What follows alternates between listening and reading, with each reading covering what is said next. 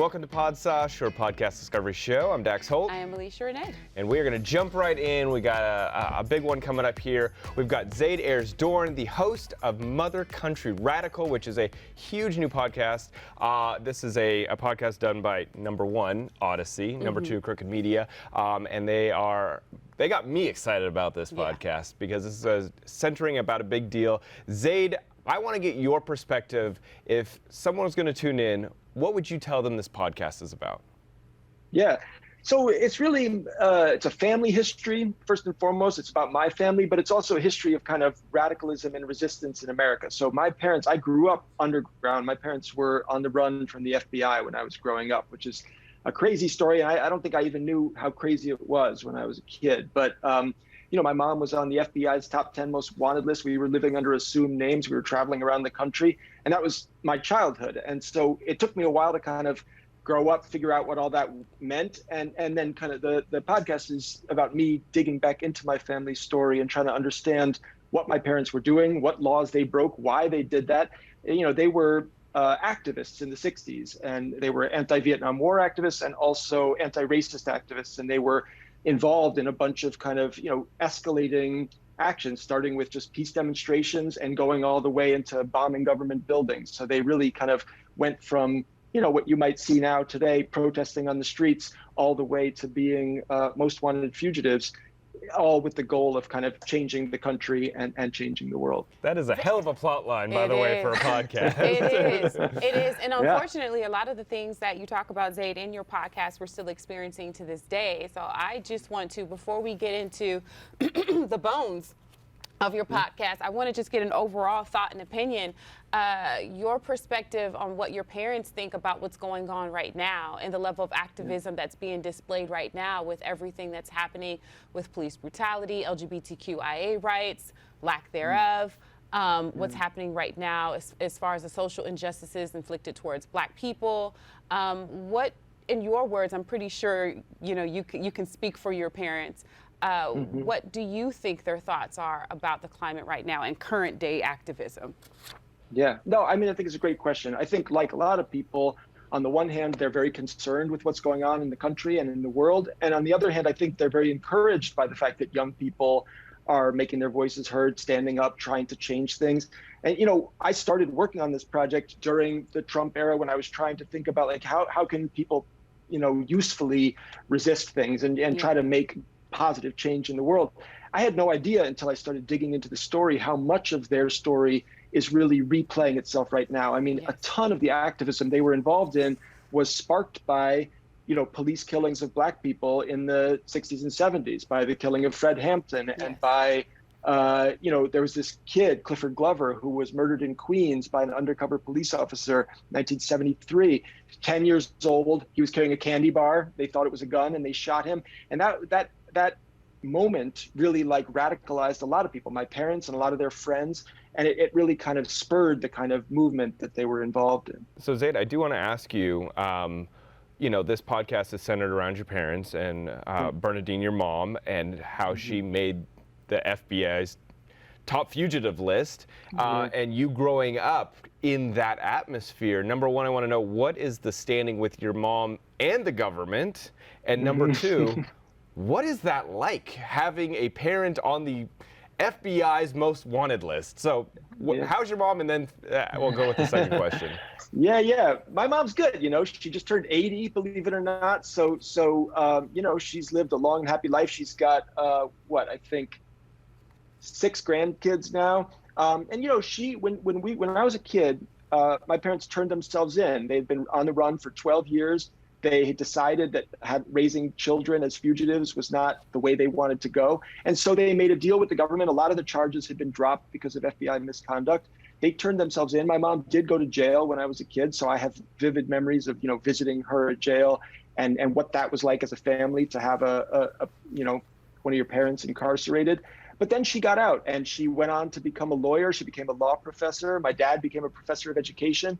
So, you know, in a weird way, my adolescence was pretty normal. Like, we went back to having normal lives. And, what it's like for her now, I think in terms of the podcast, I would say she's very interested in it. I think she's pleased that I'm interested in her life and in kind of re-exploring her story. I think she's also scared. I mean, she told me when I first started talking to her, I'm scared of you digging around. I mean, I think any parent would be scared of their kid, like looking into all the old diaries and photo albums and everything. But of course, especially my parents who were, breaking the law back then. But ultimately, I mean, I came out of it really impressed with her. I mean, she didn't do everything right. She made a lot of mistakes. And I talk about that on the podcast. But there is something inspiring to me.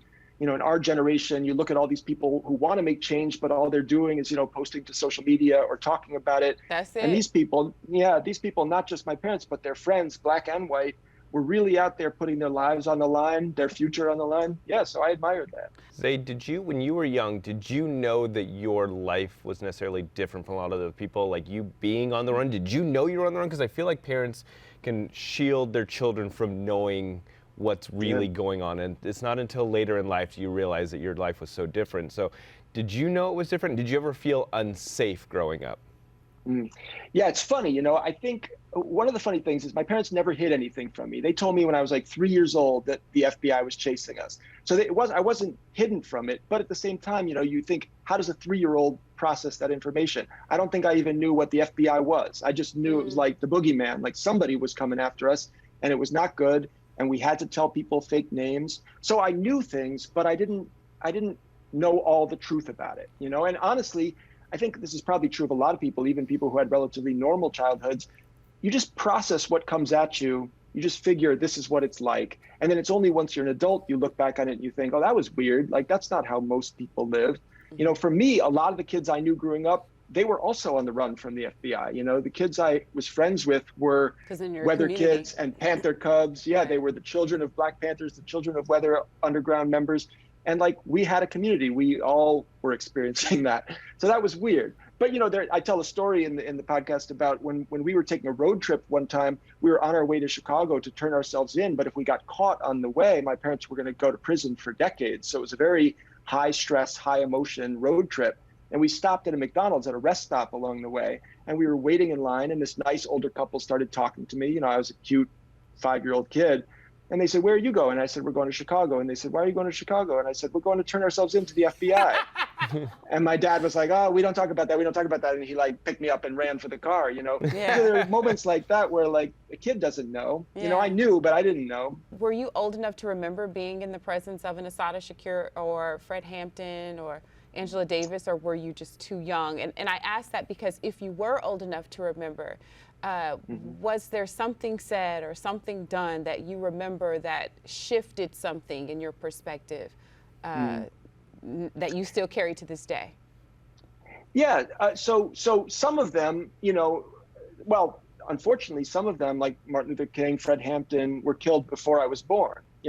So I never got to meet them. But some of them, Angela Davis and Jamal Joseph, and members of the Panthers and of the Black Liberation Army, I met those people. I admired them growing up. The guy I was named after, of course, I didn't get to meet, Zayd Shakur, but I had a picture of him over my crib, and my parents told me stories about those people. So yeah, growing up, I was always thinking about what people had given. I knew that people had died. I knew people had gone to prison, and I visited people in prison a lot. My adopted brother, his parents were in prison. And so we spent a lot of time in those visiting rooms talking to people who had really paid, if not the ultimate price, at least paid a big price for what they did. I was reading, and it seems like for many years you didn't want to write about your parents' story. So why did you choose to do a podcast? What is it about podcasting, that medium spoke to you, and you finally decided to open up about your childhood and your parents? Yeah. Well, there's really two reasons. One is personal to me, and one is kind of more political, or it's about what's going on in the world. And in a way, both of those reasons changed over the course of the time I was working on this. But the personal thing was that my mom was turning 80, and my adopted mother, Kathy Boudin, was ill. She had cancer.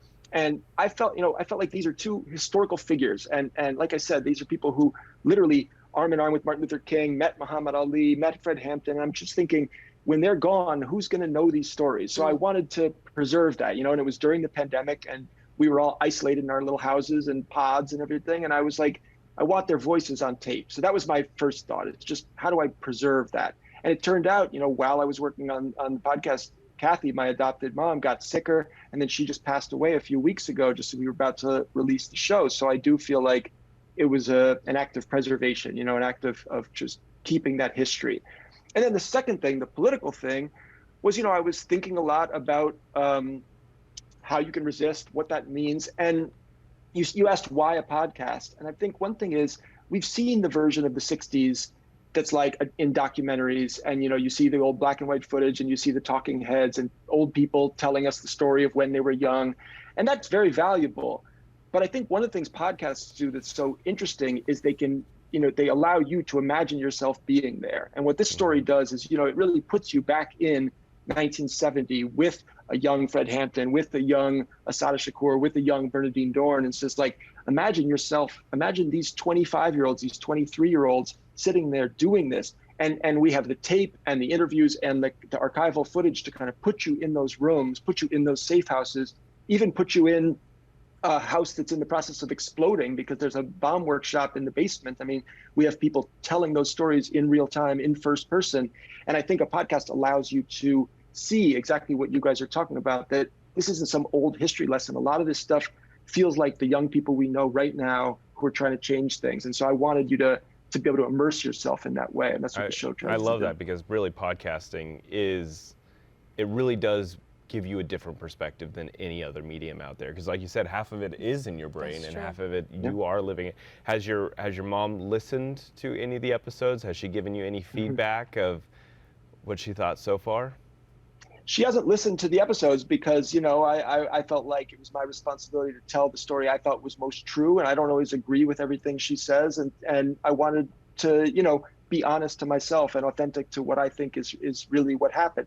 I mean, I'm a little nervous about her listening to it, but of course I've talked to her the whole time, not only to interview her, but as I was writing the show and as I was recording the show, I was continually going back to all these people and saying, is this right? Is this how you understand it? How would you see this? How would you see that? And I even sometimes went back and played her little clips and then recorded her reacting to them. Because, there's disagreements. These organizations, they fell apart, they splintered, people broke up and betrayed each other, people slept together and then ended up with somebody else. So there's all these crazy, personal things going on. And I wanted to be able to kind of tell that story and also sometimes, confront them with the contradictions of what was going on and ask them to explain what they thought about it. We got to move it in a different direction. This is a podcast discovery show. Sure.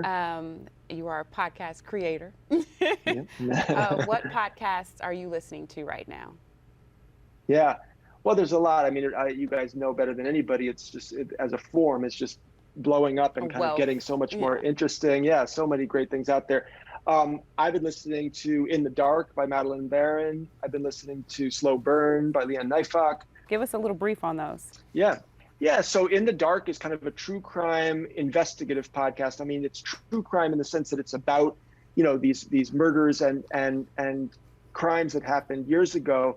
But what's different is it instead of just kind of like letting you wallow in the kind of gruesomeness of the crime, she really goes back and investigates what happened and sometimes holds people accountable who you didn't expect. Holds police accountable for the mistakes they made, holds communities responsible for rushing to judgment about a crime. The first season is about a boy who disappears and is presumably been kidnapped by a sexual offender. But instead of just kind of giving you the crime, she gives you all the social context that's happening and all the overreactions and all the media and all the law enforcement. And it ends up being just a fascinating investigation of America and how we respond to violence.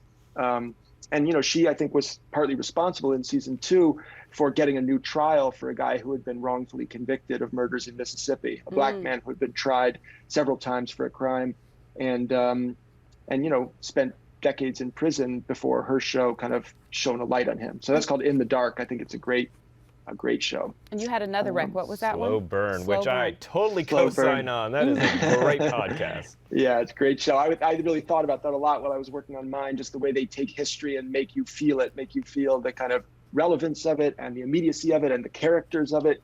It doesn't just feel like some history lesson. It feels like people and you're watching them kind of deal with some big thing. And that's what we tried to do in our show too. Zayd, thank you so much for joining us. Yes. Such a fascinating podcast. Highly recommend people checking out Mother Country Radicals, which is a collaboration between Audacy and Crooked Media. Yeah. You can find that on the Audacy app or wherever you get your podcast, but we'll throw up a link on podsauce.com. So Zayd, thank you so much. Yes, and as a Black woman, I want to thank your parents for their activism work.